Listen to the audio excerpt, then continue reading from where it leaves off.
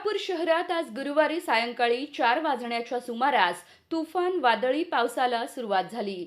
सकाळपासून शहरात प्रचंड उकाडा जाणवत होता. त्यानंतर दुपारनंतर आकाशात काळे ढग दाटून आले आणि काही वेळातच जोरदार पावसाला सुरुवात झाली.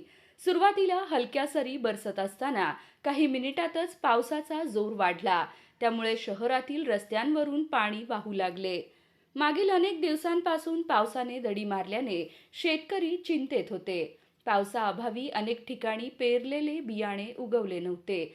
त्यामुळे खरीपाच्या पिकांवर संकट निर्माण झाले होते. काही भागातील पिके पावसाअभावी वाया जाण्याची भीती निर्माण झाली होती. अशा परिस्थितीत गुरुवारी झालेल्या दमदार पावसामुळे शेतकऱ्यांना मोठा दिलासा मिळण्याची शक्यता आहे.